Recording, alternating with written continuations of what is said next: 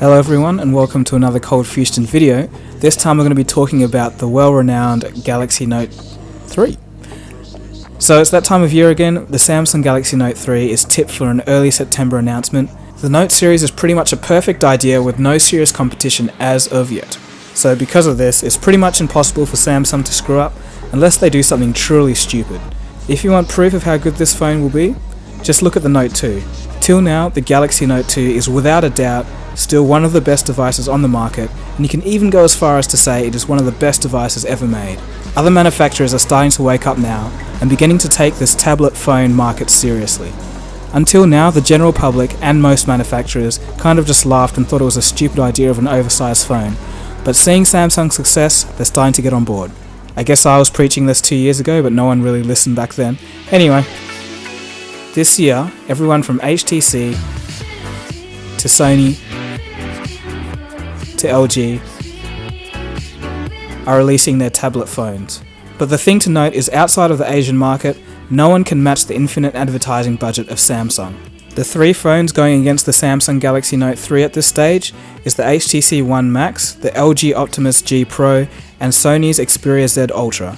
And the only reason you've probably heard about any of those is because you follow tech. The general public has no idea about these devices. Let's take a quick look at something that exists already, the Xperia Z Ultra. It's arguably more aesthetically pleasing, probably made out of better build materials, is very snappy, has a bigger screen and a better user interface than TouchWiz, and works with any pen or pencil, not just a stylus. Wouldn't this do better than the Note 3? Are you kidding? Imagine that this ship is Samsung's marketing power, and that dry land that it's running over? Well, that's every other smartphone competitor. All marketing power belongs to Samsung. Alright, well that's enough context and backstory for now. What do we know? Well, we know a fair bit about the device, but let's break it up into three categories: design, hardware, and software. Alright, design. The Note 3 is said to be about 8mm thin, and it's probably going to retain that plastic body style with the removable back panel, with a thinner bezel. Out of my own gut, I'm going to say there's an 85% chance that Samsung's going to play it safe and stick with a larger Galaxy S4 design. A speaker grill on the top, a physical home button at the bottom, a capacitive button for the menu on the left, and a capacitive button for the back button on the right. Nothing new, fun or exciting here guys, and I personally have a little bit of a problem with that, but I guess that's a whole different story for another video.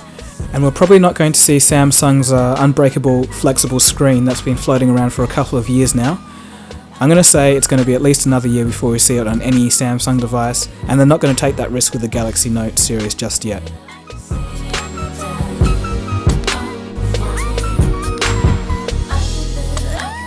As you can see, I've got a few leaked images floating around the background, and some of these are quite interesting because they seem to have more squared corners, but I don't think Samsung's really going to venture out too far from their standard iconic design.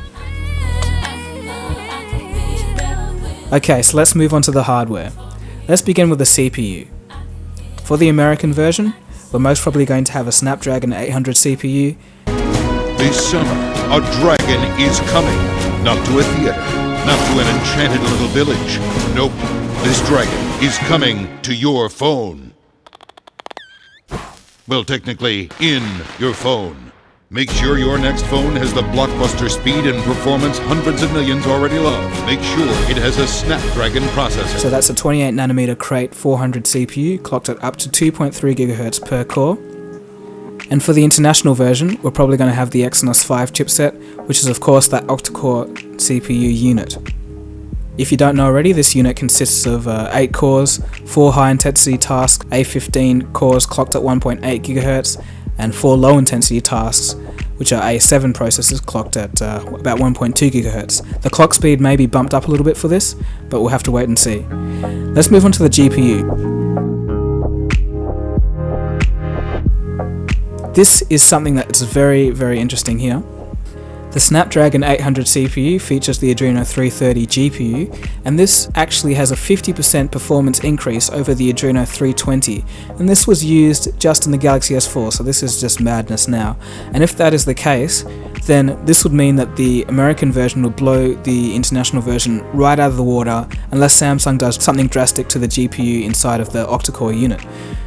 So we're just going to have to wait and see what happens here. Maybe there's going to be a drastic clock speed increase or something of that manner, but it's very interesting to see how the performance will be with the international version versus the US version of the Galaxy Note 3. Now let's move on to the RAM. Now this is kind of interesting because just a couple of days ago when I was looking at some research for this video, some rumors started surfacing that there will be 3GB of DDR3 RAM for the Galaxy Note 3. And you heard right, 3GB. So this means that the Galaxy Note 3 is a actual computer now, pretty much a powerhouse. So when you're talking about 3GB of not only just RAM but DDR3 RAM, it'll take years for the app developers to get to the point of actually utilizing this properly, but we do have the power. So let's just see what we can push this thing to when I get my hands on it. Okay, onto the screen size. Now this is very important for the Galaxy Note series. What is the screen size of this device going to be? As much as I'd like to, unfortunately at this time of recording I cannot give you a concrete answer, but the latest leaks are saying a 5.7 inch screen. Now when we compare that to the Sony Xperia Z Ultra, which is a 6.4 inch screen, this seems quite small, but then again many people don't want a screen over 6 inches in their pocket. Previous rumors were saying 6.1 inches and 5.99 inches, so we're not really sure there, but it is probably going to be a 1080p Super AMOLED screen, and that's pretty much expected. But then again, this 5.7 inch screen will of course work in Samsung's favour, because that means that they've been bumping the screen size up each year by 0.2 inches, which is a steady rate and predictable rate. In addition to this, Samsung probably wouldn't want to cannibalise their Galaxy Mega sales so soon after its release. Moving on to the camera, it seems that it's going to be a 13 megapixel rear shooter with a 2.1 megapixel camera at the front, and of course the S Pen is going to be improved, probably with some better grip styling and maybe some extra pressure sensitivity, maybe going up to 2048 levels. And of course the battery. Now the battery life on the Galaxy Note 2 was just unsurpassed. I just loved how long it lasted, but some people are saying that it's going to be a 3700 mAh battery inside of this beast. So if that's true, that's going to be excellent. Alright, so the final bit of this story is the software. It seems as if Google is going to release Android 4.3 in July, so much like the Galaxy Note 2, the Galaxy Note 3 will receive the latest version of Android straight out of the box. So this is going to be Android 4.3, that's a big thumbs up there. So much like the S4, the Galaxy Note 3 will receive all of those features. Some say that they're kind of useless, some like using them, it's all up to opinion. So air scroll, air gesture, air view, air,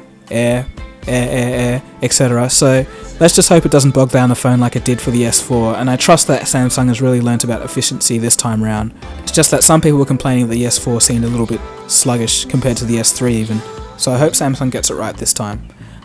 Moving on, the camera may have something called Samsung Orb, which is similar to the 360-degree Photosphere camera app, which is in the stock Android 4.2. And aside from this, there's going to be a whole bunch of S-Note tweaks and a return of Air View with the stylus, and of course multi-window, which is my favourite thing about the Galaxy Note series and even the S4 and the Galaxy series in general.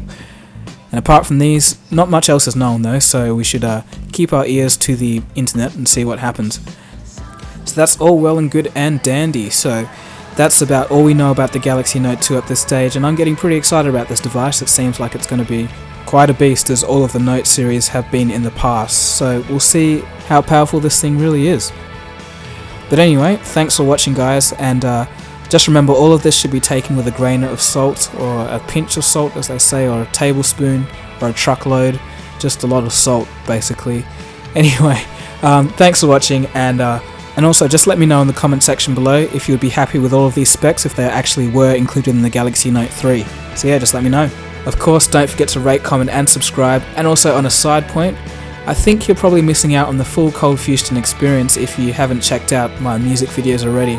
So I've got a couple of those up, which are original music videos of emerging genres such as Future Garage, so if you don't know what that is or you haven't heard of it, check those out and you may be pleasantly surprised.